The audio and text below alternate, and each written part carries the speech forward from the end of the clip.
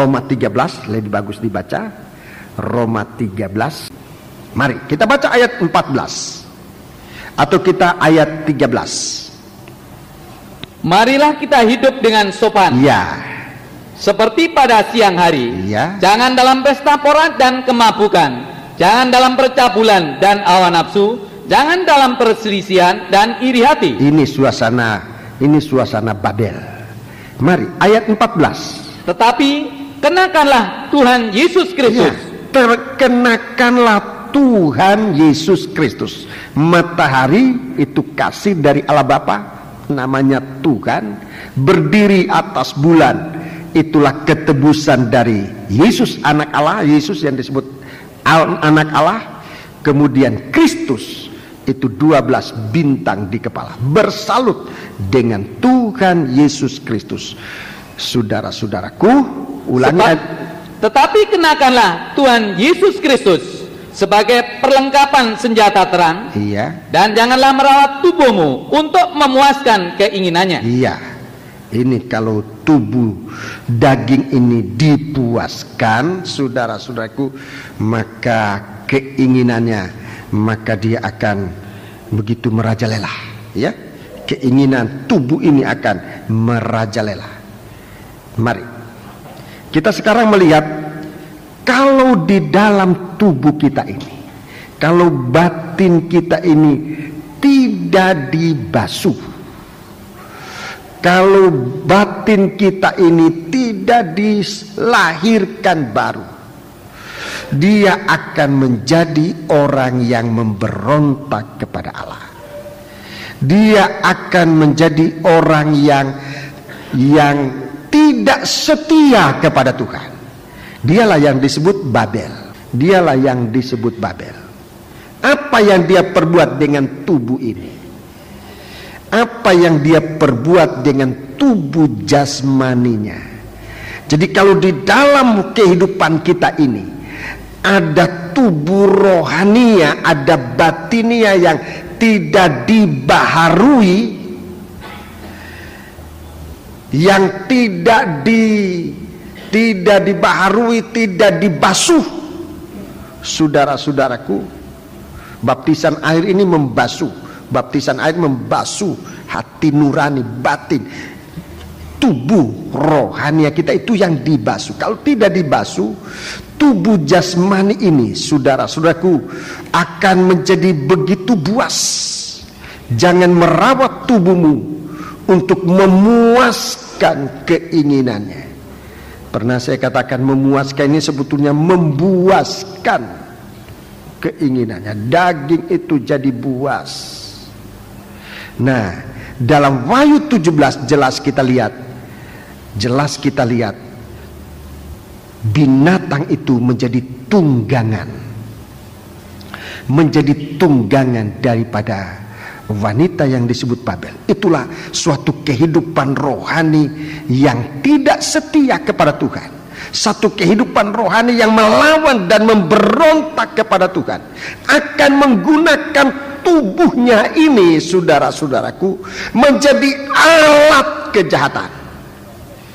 Tubuh ini akan digunakan bukan dibawa untuk memuliakan Tuhan, tapi tubuh ini akan dibawa menjadi alat kejahatan untuk memuaskan keinginannya itu, saudara-saudaraku. Tubuh ini dibawa mencuri. Yang mencuri itu bukan cuma roh. Roh itu menunggangi tubuh manusia, mencuri, merampok, bersundal dan sebagainya. Apa yang kesana itu? Ya tubuh ini. Tubuh ini dia tidak berjalan sendiri. Dia ditunggangi oleh roh manusia, oleh tubuh rohani yang kotor, yang najis, yang tidak suci. Dia akan pasti mencari kepuasan dari daging ini, saudara-saudara. Daging ini nanti akan menjadi binatang buas. Saudara nanti lihat, dia punya kepala 7, kepalanya 7, tanduknya 10. Dia berkepala 7, bertanduk 10. Dia punya suatu kemampuan Mari kita membaca dalam Efesus pasal 2. Efesus pasal kedua. Kita melihat di sana kalau roh yang ada dalam kita ini adalah roh durhaka. Saya gunakan istilah ini kasar, saudara-saudaraku, tetapi itulah yang dapat digunakan untuk menjelaskan bagaimana jahatnya roh kita kalau tidak dibasuh oleh darah Yesus.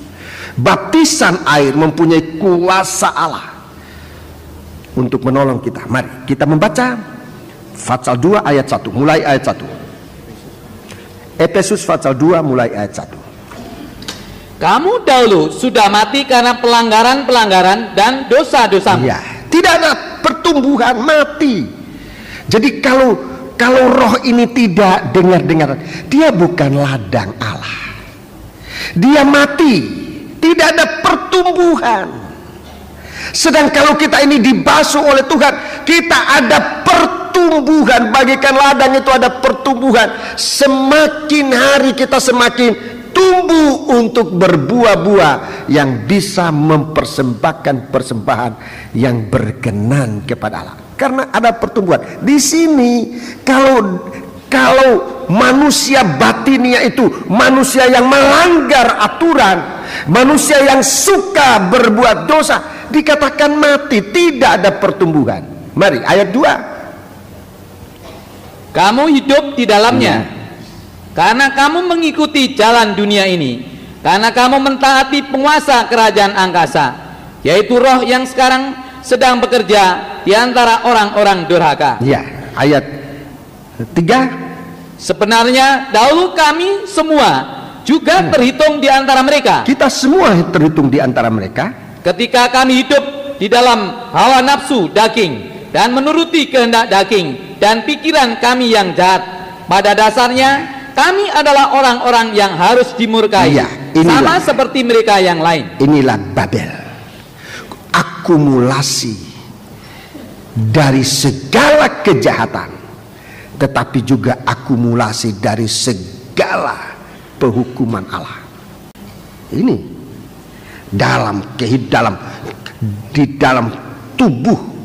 dalam tubuh yang saudara-saudaraku ada hati yang tidak taat dan dengar-dengaran kepada Tuhan. Tubuh ini menjadi alat kejahatan. Tubuh ini menjadi alat kejahatan, dikendarai, ditunggangi oleh seorang wanita.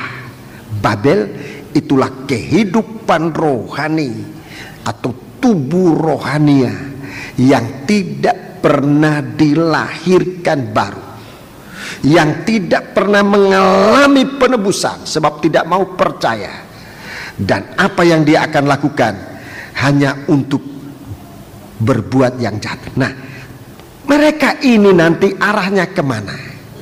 Selama di dunia ini, tubuh inilah, kehidupan semacam inilah yang nanti akan menyengsarakan banyak anak-anak Tuhan.